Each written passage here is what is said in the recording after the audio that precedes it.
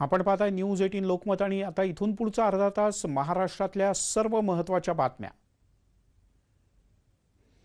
मुंबईमध्ये प्रतिबंधित क्षेत्रांची संख्या 813 वर जाऊन पोहोचली। जी उत्तरमध्ये धारावी, दादर, माहीममध्ये अवघे 13 प्रतिबंधित क्षेत्र असल्याचा पालिकेचा दावा आहे, तर अंधेरीमध्ये प्रतिबंधित क्षेत्रांची संख्या झपाट्याने वाढते। भायखळा आता प्रतिबंधित क्षेत्रांच्या यादीत तिसऱ्या क्रमांकावर आहे। कोरोनाचा खरा विनाश अजून दिसायचा आहे, हा जागतिक आरोग्य संघटनेच्या प्रमुखांनी दिलेला इशारा खोटा ठरवायचा असेल तर नागरिकांनी तो गांभीर्याने घ्यावा, सावध राहावं आणि पुढचे काही दिवस घराबाहेर न पडता टाळेबंदीच्या नियमांचं कठोर पालन करावं, असं आवाहन उपमुख्यमंत्री अजित पवार यांनी केलं आहे। देशात कोरोनाग्रस्तांची संख्या दिवसेंदिवस वाढते। गेल्या 24 तासात देशात 1336 जणांना कोरोनाची लागण झाली आहे, तर देशभरात कोरोनाग्रस्तांची संख्या 18,601 वर पोहोचली। भारतात 590 जणांचा मृत्यू झालाय। गेल्या 24 तासात देशातला हा सर्वाधिक मृत्यूचा आकडा आहे।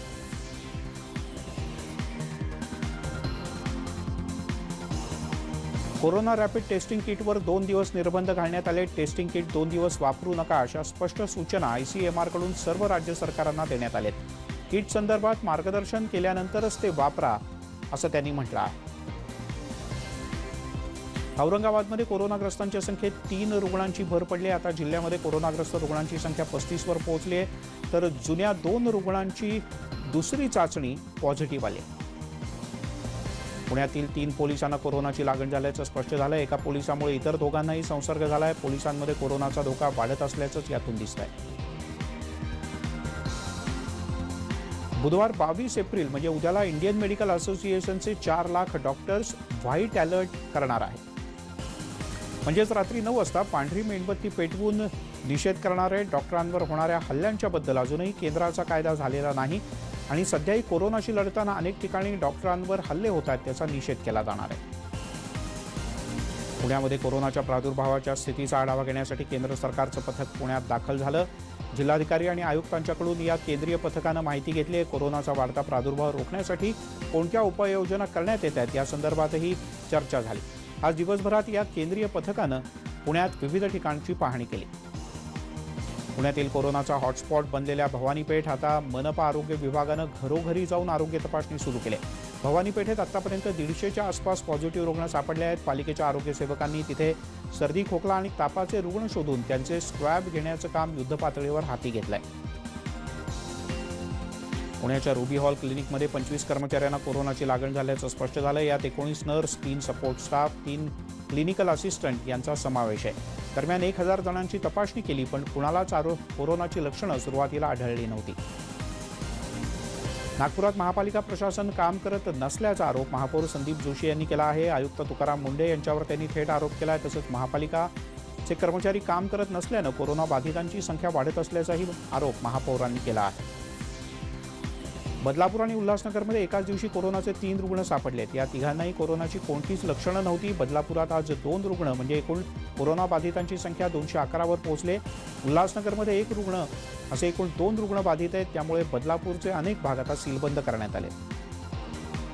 धुळे शहरामध्ये एका कोरोनाचा रुग्ण आढळून आलाय, त्यामुळे खळबळ उडाली। हा कोरोनाचा रुग्ण धुळे शहराचे MIMचे आमदार असून त्यांच्या संपर्कात आल्यामुळे त्यांच्यासह 95 लोकांना कोरोनाची बाधा झाल्याची शक्यता लक्षात घेता चाचणी करण्यात आली। यात 6 पोलीस कर्मचारी आणि 2 डॉक्टर्सचाही समावेश आहे। सांगलीमध्ये कोरोनाचा एकही नवीन रुग्ण सापडलेला नाही, त्यामुळे सांगली जिल्हा तुर्तास तरी कोरोनामुक्त झाला असं म्हणता येईल। सांगलीतल्या 31 संशयितांचे रिपोर्ट निगेटिव्ह आले, त्यामुळे सांगलीकरांना दिलासा मिळाला आहे।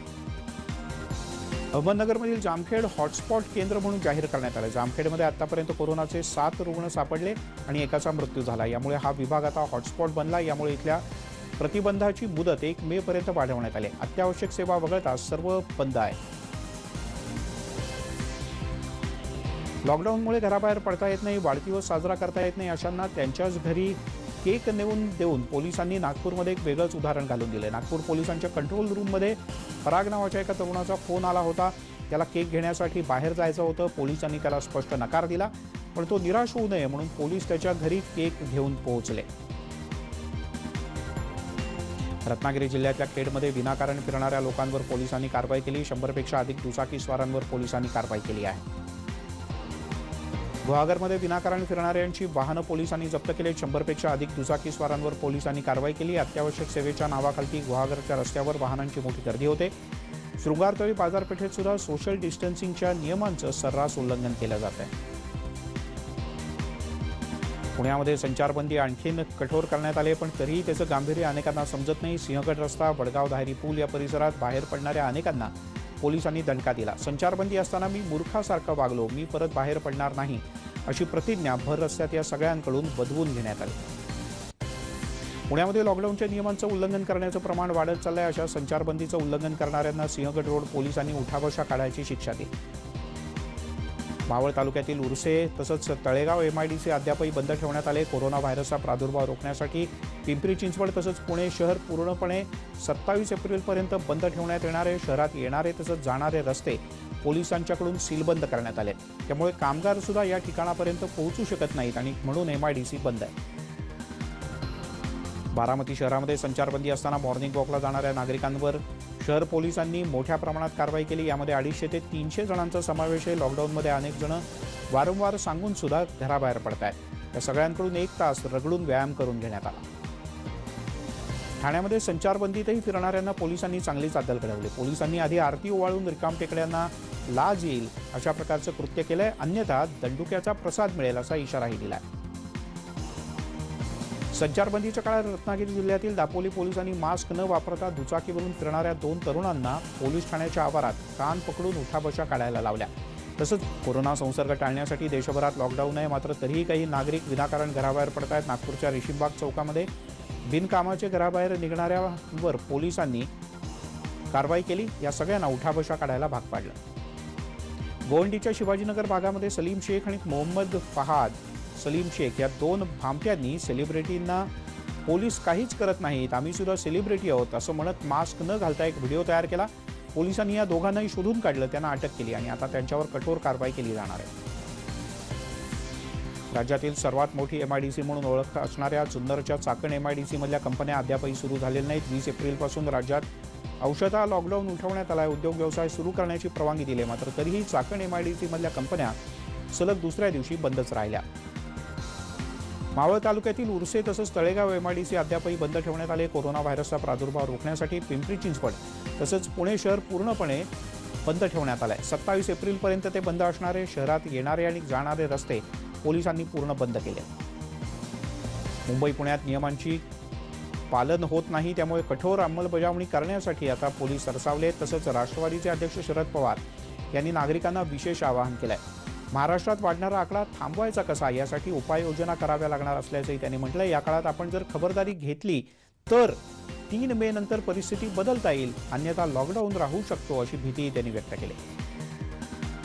यवतमाळमध्ये लॉकडाऊनच्या परिस्थितीत शेतकऱ्यांना दिलासा देण्यासाठी कापूस, तूर, चणा, सोयाबीन यांची खरेदी सुरू करण्यात आली. मात्र शासनाच्या जाचकाटींमुळे शेतकऱ्यांचा मनस्ताप वाढला आहे. पणन महासंघानं कापूस खरेदी सुरू केली, मात्र एका दिवशी केवळ 10 गाड्यांनाच टोकन दिलं जात आहे. मुंबई पुणे एक्सप्रेसवेवर आजपासून टोल वाढवण्यात आला आहे. दरवाढ झाली. 1 एप्रिल रोजी होणारी दरवाढ आजपासूनच लागू होते. टोलच्या नव्या दरानुसार आता कारला 230 रुपयांच्या ऐवजी 270 रुपये, मिनी बसला 355च्या ऐवजी 420 रुपये मोजावे लागतील, तर ट्रकला 580 रुपये टोल भरावा लागेल. मुंबईच्या मुलुंड टोल नाक्यांवर वाहनांच्या लांबच लांब रांगा लागल्याचं चित्र आजही दिसलं. संचारबंदीचे नियम पायदळी तुडवत नागरिक घराबाहेर पडतायत. केवळ अत्यावश्यक सेवेतील वाहनांनाच परवानगी असताना सामान्य नागरिक बाहेर पडताना दिसत आहेत. यामुळे नागरिकांना परिस्थितीचं गांभीर्य केव्हा समजणार असा प्रश्न पोलीस वारंवार विचारत आहेत. कोरोनाचा प्रादुर्भाव रोखण्यासाठी आता पोलिसांच्या मदतीला लष्कराचे निवृत्त जवान रस्त्यावर उतरलेत. नाशिकमध्ये जनजागरण, संरक्षण आणि आवाहन या त्रिसूत्रीच्या आधारे या माजी जवानांनी शिस्तबद्ध पद्धतीनं काम सुरू केलं आहे.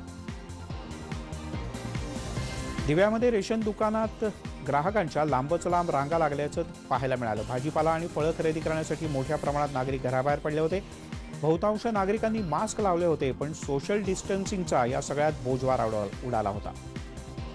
भुसावळ कृषी उत्पन्न बाजार समितीमध्ये 1957 नंतर पहिल्यांदाच भाजीपाल्याचा लिलाव सुरू झाल्याचं दिसलं. कोरोनाच्या परिस्थितीमुळे इथे भाजीपाल्याचे लिलाव सुरू करण्यात आले. कोरोनाची स्थिती त्यात लॉकडाऊनचा कालावधी आणखीन वाढला, त्यामुळे सगळेच जण त्रस्त आहेत. भुसावळच्या बाजार समितीत पहिल्यांदाच लिलाव सुरू झाले ही सकारात्मक बाब आहे. नांदेडहून पंजाबला जाणाऱ्या 90 भाविकांना मध्य प्रदेशच्या पोलिसांनी रोखलंय। पंजाबकडे जाणाऱ्या भाविकांना नांदेडमध्ये पुन्हा पाठवण्यात आलंय। त्यांच्यावर गुन्हा दाखल करण्यात आलाय। पंजाब हरियाणा राज्यातून नांदेड गुरुद्वारा दर्शनासाठी आलेले जवळपास 4000 भाविक इथे अडकून पडले। कोरोनाचा प्रसार टाळण्यासाठी लॉकडाऊन सुरू असताना भिवंडीतून उत्तर प्रदेशच्या गावी कंटेनरच्या माध्यमातून जाणाऱ्या 60 कामगारांना कंटेनरचं ताब्यात घेण्यात आलंय। शांतीनगर पोलिसांनी कारवाई केली। धक्कादायक बाब म्हणजे कंटेनरमध्ये एकमात्र महिला आपल्या 2 छोट्या बाळांसह गावी निघाली होती। शहरातले उद्योग व्यवसाय बंद पडल्याने या सगळ्यांवर उपासमारीची वेळ आली। कोरोनाचा प्रादुर्भाव रोखण्यासाठी पंढरपूर सलग 3 दिवस बंद असणार आहे। उद्या म्हणजे 22 एप्रिलपासून ते सलग 3 दिवस बंद असेल। मेडिकल आणि हॉस्पिटल सोडून सर्व सेवा 3 दिवस काटेकोरपणे बंद ठेवण्याच्या सूचना देण्यात आल्या। सांगलीच्या विजयनगर इथे सापडलेला कोरोनाचा रुग्ण आणि त्याच्या मृत्यूच्या पार्श्वभूमीवर पालिका प्रशासनाकडून तातडीनं वैद्यकीय सर्वेक्षण सुरू करण्यात आलंय। मनपाच्या भेटणं झाल्याची माहिती मनपा आयुक्त नितीन कापडनीस यांनी दिली। कोकण रेल्वे मार्गावर आज पहिल्यांदा पार्सल ट्रेन धावली। ओखा ते त्रिवेंद्रमपर्यंत धावणाऱ्या गाडीतून जीवनावश्यक वस्तू रवाना करण्यात आलेत। रत्नागिरी स्थानकात या गाडीतून आलेली औषधं उतरवून घेण्यात आली। वैद्यकीय उपकरणं आणि मासे सुद्धा या गाडीतून दक्षिणेकडे पाठवण्यात आलेत। कोकणातल्या आंबा आणि हापूस उत्पादक शेतकऱ्यांना दिलासा मिळणार आहे, कारण परतीच्या वेळेला या गाडीतून आंबा मुंबईकडे रवाना करण्यात येईल। अन्य काही महत्त्वाच्या बातम्यांचा आढावा घेऊयात। काही आंतरराष्ट्रीय बातम्या। पाकिस्तानचे राष्ट्राध्यक्ष इम्रान खान यांच्यासाठी चिंता वाढवणारी ही बातमी आहे। एधी फाउंडेशनचे प्रमुख हे कोरोना पॉझिटिव्ह असल्याचं लक्षात आलंय। नुकतीच त्यांनी इम्रान खान यांची भेट घेतली होती आणि पंतप्रधान सहाय्यता निधीसाठी मोठ्या आर्थिक मदतीचा चेकही देऊ केला होता। आता इम्रान खान यांची सुद्धा तपासणी केली जाणार आहे। अनेक देशामध्ये सुरू असलेल्या लॉकडाऊनमुळे जागतिक बाजारात तेलाच्या किमतींमध्ये विक्रमी घसरण झाली आहे। ब्रेंट क्रूडचा 26.46 रुपये हा प्रति डॉलर बॅरल हा दर इतका खालती घसरला आहे, तर खनिज तेलाचा भाव 11.04 डॉलर प्रति बॅरल इतका गेला आहे। कच्च्या तेलाचा दर गेल्या 22 वर्षात निच्चांकी स्तरावर पोहोचला आहे। जगामध्ये कोरोनाचे आतापर्यंत 1,69,986 बळी झाले आहेत। एकूण रुग्णांची संख्या 24,72,259 वर पोहोचली आहे। एकूण 193 देशांमध्ये कोरोना विषाणूचा प्रसार झालेला आहे। कोरोनामुळे आतापर्यंत अमेरिकेत 42,518 जणांचा मृत्यू झाला आहे। जगातली ही सर्वाधिक संख्या आहे, तर आतापर्यंत 7,92,938 जण कोरोनाचे रुग्ण सापडले आहेत अमेरिकेत। तरीही अमेरिकेमध्ये लॉकडाऊन हटवण्यासाठी काही ठिकाणी आंदोलनं होताना दिसत आहेत। कोरोनामुळे फ्रान्समधल्या मृतांची संख्या 20,000च्या वर पोहोचली। सोमवारी फ्रान्समध्ये 547 जणांचा मृत्यू झाला, तर कोरोनाग्रस्तांची संख्या 1,55,383 वर पोहोचली। भविष्यामध्ये तयार होणाऱ्या कोरोना व्हायरसच्या लसीवर जगातल्या सर्व देशांचा समान अधिकार असायला हवा, असा प्रस्ताव संयुक्त राष्ट्रसंघाच्या महासभेत 193 देशांनी मंजूर केला। याबद्दल जागतिक आरोग्य संघटनेची भूमिका खूप महत्त्वाची असेल, असं या प्रस्तावात नमूद करण्यात आलंय। मेक्सिकोनं तयार केलेल्या या प्रस्तावाला अमेरिकेनंही पाठिंबा दिला आहे। लॉकडाऊन संपवण्याची घाई केली तर कोरोनाचा प्रसार पुन्हा जोर धरू शकतो, असा इशारा जागतिक आरोग्य संघटनेनं दिला आहे। अर्थव्यवस्था रुळावर आणण्यासाठी जगभरात अनेक देश कोरोनाच्या विरोधात काम करतायत। विविध प्रकारचे निर्बंध शिथिल करण्यासाठी काही जण धडपडतायत, पण ही वेळ सवलत देण्याची नाही, भविष्यात त्याचा फटका बसू शकतो, असं जागतिक आरोग्य संघटनेनं म्हटलंय। उत्तर कोरियाचे उद्या चिंताजनक असल्याचं कळतं। किम जोंग उन यांच्यावर काही दिवसांपूर्वी हृदयाची शस्त्रक्रिया करण्यात आली, पण ती यशस्वी झाल्याची माहिती अमेरिकन गुप्तचर संस्थेनं दिली आहे। 15 एप्रिल रोजीच्या राष्ट्रीय दिनाच्या कार्यक्रमात सुद्धा किम जोंग हे अनुपस्थित होते। यापूर्वी अनेकदा त्यांच्या तब्येतीबद्दलच्या बातम्या प्रसिद्ध झाल्या होत्या।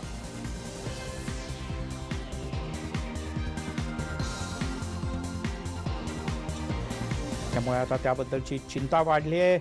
यासोबतच बुलेटिनमध्ये घेऊयात एक छोटासा ब्रेक। सर्व प्रकारच्या ताज्या अपडेट्ससाठी news18lokmat.com या आमच्या वेबसाईटला लॉग ऑन करा।